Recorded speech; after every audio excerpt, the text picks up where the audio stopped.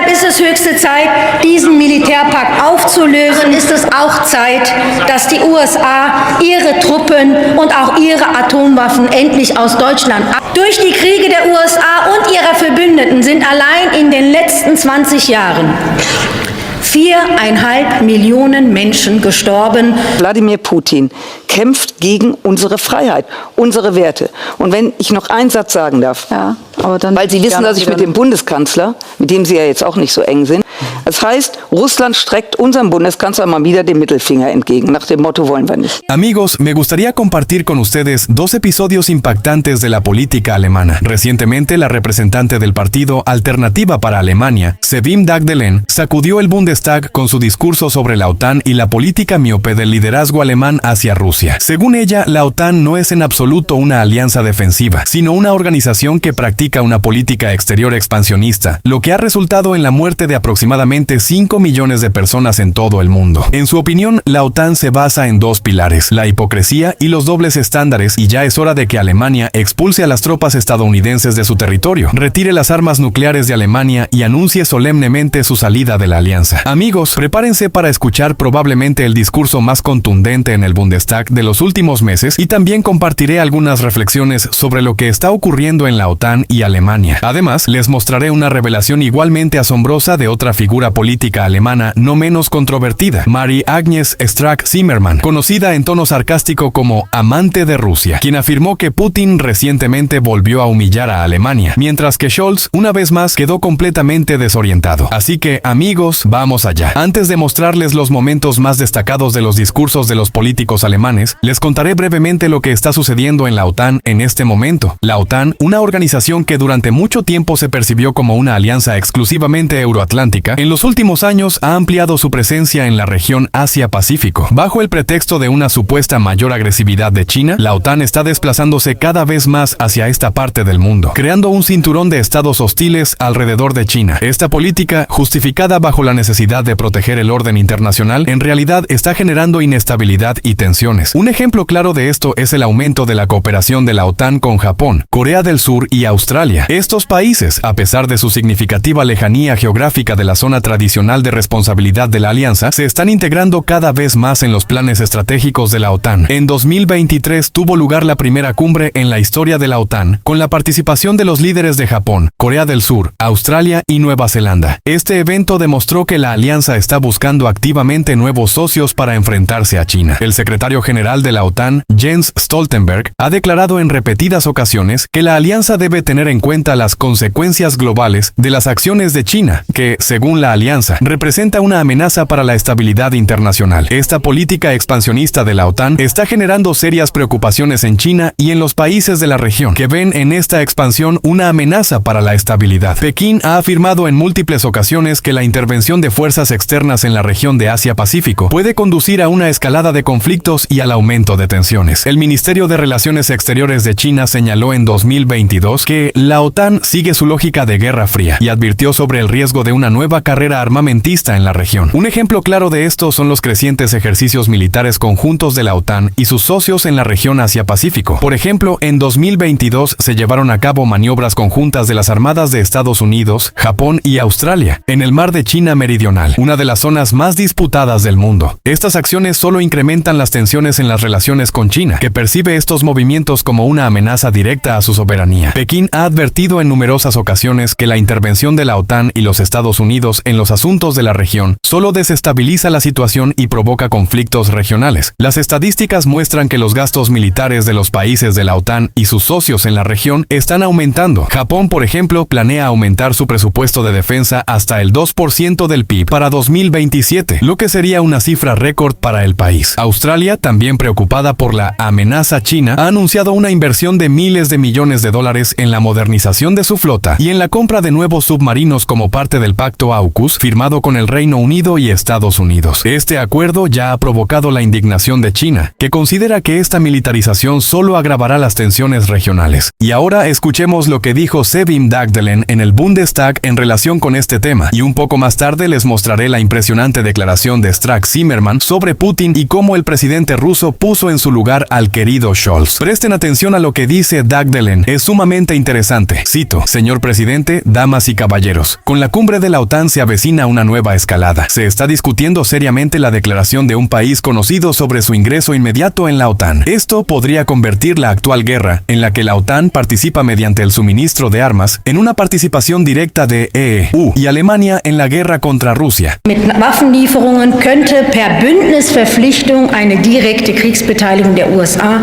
und Deutschlands gegen Russland werden und basada en los compromisos de la alianza. Y esto debe evitarse a toda costa. Cuando se trata de la OTAN, siempre se difunden tres mitos. El primer mito: la OTAN es una alianza defensiva. ¿Acaso no fue la OTAN la que libró una guerra ilegal desde el punto de vista del derecho internacional contra Yugoslavia? Erster Mythos, die NATO sei ein Verteidigungsbündnis.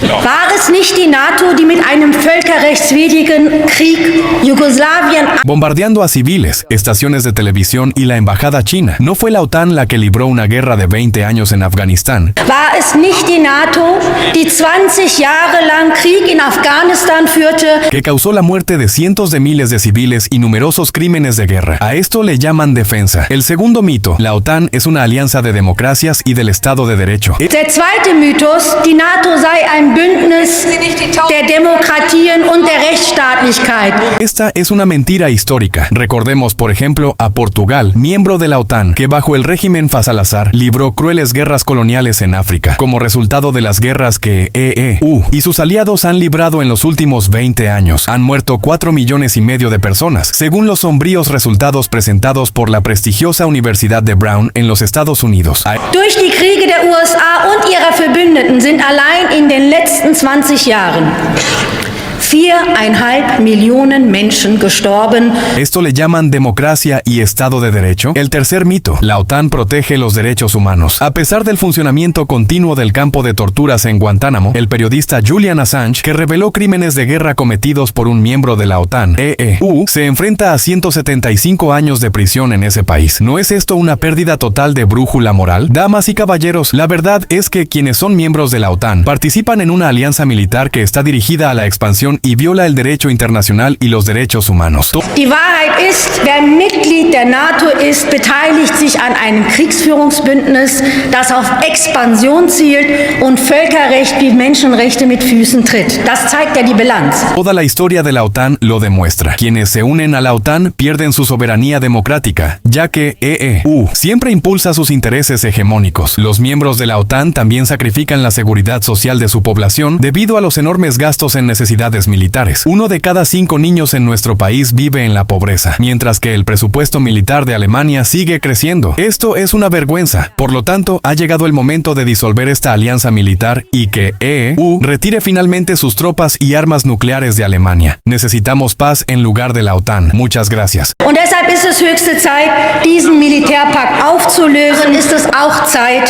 dass die USA ihre Truppen und auch ihre Atomwaffen endlich aus Deutschland. Bueno amigos, les ofrezco ahora otra actuación impresionante de la señora Strack-Zimmermann, quien nuevamente sorprendió con sus declaraciones sobre Vladimir Putin y Olaf Scholz. La situación es, por decirlo suavemente, cómica, pero al mismo tiempo muy simbólica de las realidades diplomáticas actuales. Scholz, al parecer, en un intento desesperado de levantar sus índices de aprobación, que están cayendo en picado, decidió jugar a ser pacificador. Los medios alemanes inmediatamente se hicieron eco de la noticia de que el canciller tenía la intención de llamar a Putin. Esto debía presentarse como un gesto de buena voluntad o una iniciativa diplomática. Sin embargo, había un pequeño detalle. Putin no quería hablar con él. Como si pusiera a Scholz en su lugar, Peskov diplomáticamente informó que nadie había solicitado una llamada en absoluto. Vaya sorpresa. Y aquí es donde empieza lo más interesante. En Berlín negaron esta información, pero inmediatamente después, la jefa del Comité de Defensa del Bundestag, Strack-Zimmermann, dio una versión completamente opuesta. Según ella, sí hubo la iniciativa iniciativa de hacer la llamada. Pero Putin dejó al canciller con las manos vacías. Al parecer, Scholz apenas tuvo tiempo de pensar en cómo ponerse en contacto, y desde Moscú ya le habían indicado a dónde debía dirigirse con tales propuestas. Ahora escuchen lo que dijo Strack Zimmerman al respecto. Cito: Vladimir Putin está librando una lucha contra nuestros valores y nuestra libertad. Y si me lo permiten, añadiré una cosa más. A menudo critico a nuestro canciller federal. Wladimir Putin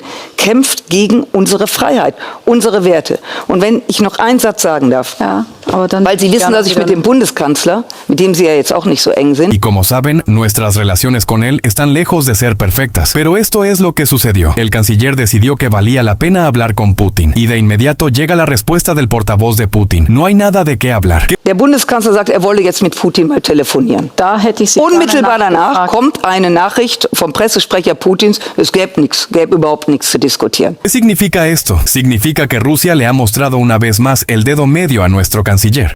Das heißt, Russland streckt unserem Bundeskanzler mal wieder den Mittelfinger entgegen, nach dem Motto wollen wir nicht. Amigos, esto es simplemente impresionante. Incluso los propios alemanes ya están asombrados con Scholz y su política visionaria. Mientras tanto, en los últimos 2 años y medio, Alemania, bajo la gestión de la coalición del semáforo, SPD, los Verdes y el FDP, ha perdido significativamente su posición internacional. El rechazo de Putin a hablar con Scholz. ¿Por qué debería Putin comunicarse con un país que está en una postura bien conocida? Yo diría que ese país tiene los pantalones bajados. La conversación debe ser solo con Estados Unidos. Alemania, que alguna vez fue líder de la UE y el motor económico de Europa, ahora es percibida como un país con una diplomacia debilitada, totalmente dependiente de las decisiones de Washington. Siempre se consideró a Alemania como uno de los gigantes industriales de Europa, pero su influencia ha comenzado a disminuir drásticamente debido a los problemas económicos provocados por las decisiones del gobierno. Uno de los factores más notables ha sido la dependencia energética de los recursos rusos. Antes del conflicto en Europa del Este, Alemania compraba hasta el 55% del gas a Rusia. Sin embargo, bajo la presión de EU y en el marco de las sanciones contra Rusia, el gobierno de Scholz renunció al suministro de gas ruso, lo que desencadenó una crisis energética y un aumento de los precios. Como resultado, gigantes como BASF y Volkswagen anunciaron reducciones en la producción en Alemania y planes para trasladar parte de sus operaciones al extranjero. El aumento de los precios de la electricidad y las medidas de crisis adoptadas por el gobierno han socavado gravemente la economía del país. Según el Instituto Económico IFO, en 2023, Alemania perdió alrededor de 100.000 millones de euros debido a la disminución de la producción industrial, lo que representa el peor resultado en décadas. Los socios internacionales están dejando de considerar a Alemania como un socio comercial confiable, lo que ha asestado un duro golpe a su reputación. La ministra de Relaciones Exteriores, Annalena Baerbock, ha estado promoviendo activamente la idea de una política exterior feminista. Aunque este enfoque pretende promover los derechos humanos y la igualdad de género, ha demostrado ser ineficaz en un entorno internacional complicado. Alemania ha perdido la confianza de actores clave como Rusia y China, cuyos líderes simplemente no toman en serio a Baerbock. Sus declaraciones imprudentes, como en la cumbre del G7 en 2022, donde llamó bandido al presidente ruso, llevaron a la ruptura total del diálogo diplomático con Moscú. Además, Alemania sigue perdiendo posiciones dentro de la UE. Polonia y Hungría han criticado cada vez más la política exterior de Berlín. En 2023, Polonia se negó a participar en varios proyectos propuestos por Alemania, argumentando que la política exterior alemana se estaba volviendo cada vez menos pragmática y menos enfocada en sus propios intereses. En Hungría, el ministro de Relaciones Exteriores, Péter Szijjártó, ha acusado repetidamente a Berlín de doble rasero en cuestiones de política migratoria y comercio con Rusia, lo que solo profundiza las divisiones dentro de la UE. Cuando incluso los polacos, que celebraron la voladura del gasoducto, humillaron públicamente a Alemania al negarse a cooperar en la investigación de los hechos, es evidente que la política de Scholz y su equipo ha llevado a Alemania a una situación lamentable. ¿Quién hubiera imaginado que los polacos hablarían con los alemanes de manera tan condescendiente y sin respeto? Esto es nuevamente el resultado de la política de Scholz y compañía. En resumen, amigos, Alemania presenta un espectáculo verdaderamente deplorable y las perspectivas para el país son poco alentadoras.